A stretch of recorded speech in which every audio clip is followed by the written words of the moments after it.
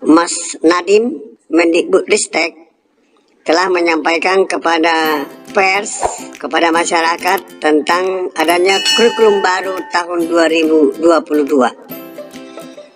Ini sudah dikemas sedemikian rupa, termasuk perangkat-perangkatnya.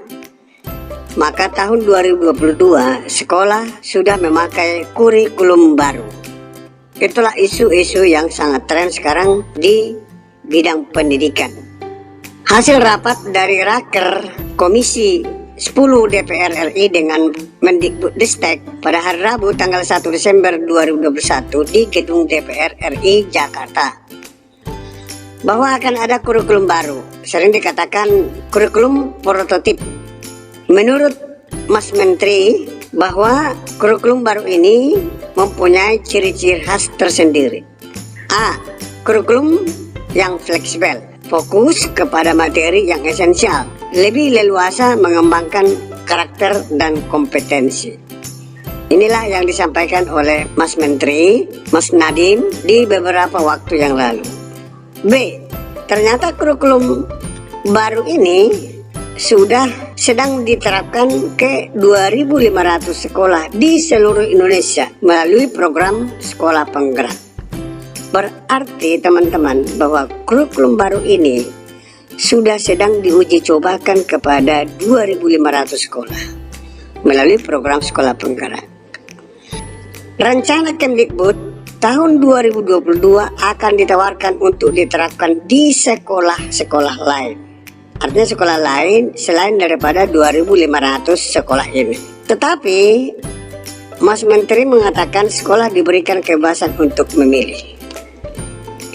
Nah, ini masalah memilih ini sekarang, bagaimana kemampuan teman-teman untuk menerapkan kurikulum baru ini. Mari kita sama-sama menyimak statement Menteri dan beberapa anggota Komisi 10 DPR RI yang membidangi pendidikan terkait dengan kurikulum baru tersebut. Silakan sama-sama kita menyimak. Lalu juga terkait masalah kurikulum, Mas Menteri, seperti yang saya pernah sampaikan sebelumnya, pada saat ini sempat dipaparkan, saya sangat suka sekali dengan kurikulum prototype ini. Ini merupakan terobosan baru, menurut saya sangat challenging di Indonesia, tapi why not untuk tetap kita go untuk dikerjakan. Namun di satu sisi tentu saya memiliki kekhawatiran gitu ya, walaupun tentu kurikulum ini memiliki tujuan yang bagus yang memang sudah terbukti gitu mampu menghadapi learning loss di masa pandemik ini. Kekhawatiran saya itu adalah ketika penerapannya tidak sama rata di setiap sekolah karena bersifat fleksibel, itu muncul pertanyaan di benak saya terkait mutu dan kualitas siswa lulusan-lulusan yang dimana mereka yang nanti akan menerapkan kurikulum ini ataupun yang nantinya tidak menerapkan gitu. Bagaimana caranya kita dapat menjaga agar siswa dari berbagai sekolah itu dengan berbagai kesiapannya, berbagai sumber dayanya, lingkungan dan juga sebagainya memiliki kualitas lulusan yang memang sepadan apabila kurikulum yang diterapkan ini nantinya akan berbeda-beda. Nah, begitu juga nanti bagaimana dengan situasi yang ditimbulkan ketika tiba saatnya pada saat nantinya mereka menghadapi proses penerimaan mahasiswa baru di tingkat pendidikan tinggi.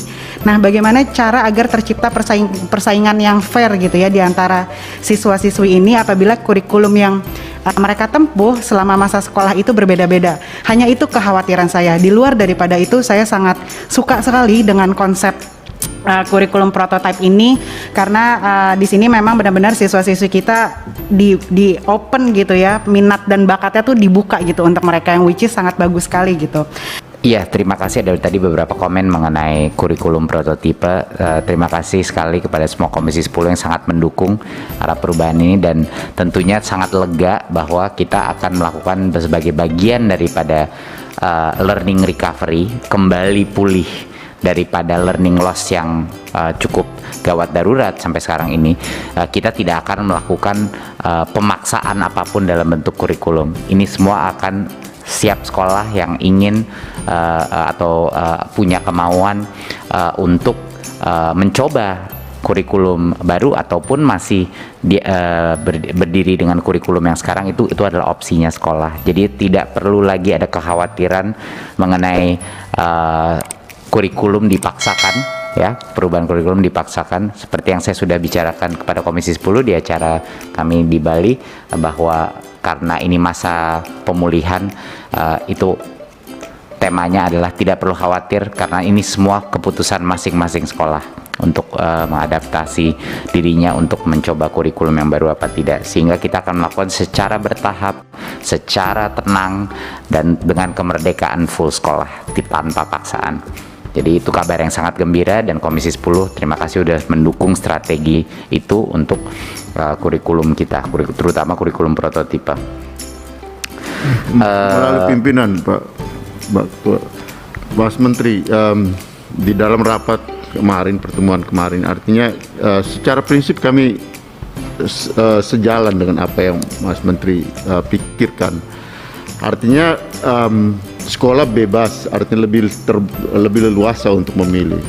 Cuma juga ada catatan dari kami juga, artinya kemarin saya sampaikan juga Mas Nino di dalam rapat, bahwa ruang keleluasan untuk memilih ini juga bisa berakibat atau berdampak pada mereka yang kalau memang mereka belum sanggup, ini akan tertinggal. Jadi harus ada juga endorse supaya jangan sampai yang tidak, ya belum siap atau merasa belum mampu, kemudian ya dia juga karena bebas memilih, ya kami belum sanggup, ini akan terjadi gap yang makin besar antara yang mampu dan yang tidak mampu. Saya perhatikan betul kemarin, memang banyak sekolah-sekolah, terutama ya sekolah-sekolah favorit, sekolah-sekolah yang memang banyak juga yang sudah melakukan pola seperti itu yang kemarin di endorse. Okay. Cuma banyak yang pasti belum siap. Kalau mereka juga diberikan hanya ya bebas memilih, bisa jadi mereka akan makin ketertinggal gitu. Oke, Pak. Jadi harus ada treatment juga supaya ini masih sama. Ya. Tapi kabar gembiranya, Pak, kabar gembiranya adalah kurikulum yang kami rancang di masa pandemi, kurikulum darurat itu malah untuk sekolah-sekolah yang paling ketinggalan, mereka yang mengejarnya paling cepat. Jadi sebenarnya kurikulum baru ini malah lebih bermanfaat lagi untuk sekolah-sekolah yang paling ketinggalan, karena mereka yang bisa mengejar ketertinggalan karena perampingan dan penyederhanaannya sangat besar. Tapi jangan khawatir juga, kita pasti akan ada berbagai macam platform teknologi maupun bantuan dari Kemendikbud yang akan bisa membimbing mereka dalam proses transisi ini. Tetapi Pak, terus terang, kalau sekolah dipaksa melakukan apapun, tidak akan sukses. Harus datang dari kemauan diri guru-guru di dalam sekolah itu. Kita sudah bertahun-tahun melihat ini terjadi, bukan hanya di Indonesia, dimanapun. Apapun yang dipaksakan, itu probabilitas suksesnya sangat rendah, karena kemauan daripada guru-guru dan kepala sekolah untuk berubah adalah kriteria terpenting untuk kesuksesan.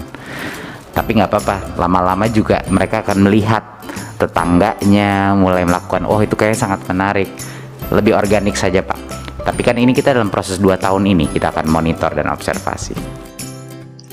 Demikianlah penjelasan daripada Menteri, juga pendapat-pendapat dari anggota Komisi 10 DPR RI. Selamat menggunakan kurikulum yang baru. Kurikulum apapun yang dibuat, semuanya tergantung kemauan daripada guru untuk melakukan perubahan. Kualitas pendidikan ada di tangan teman-teman guru. Jadilah solusi, bukan bagian dari masalah. Selamat berjuang, teman-temanku guru. Sukses selalu untuk meningkatkan mutu pendidikan di Indonesia ini. Demikian informasi ini disampaikan. Sampai ketemu kembali di channel ini.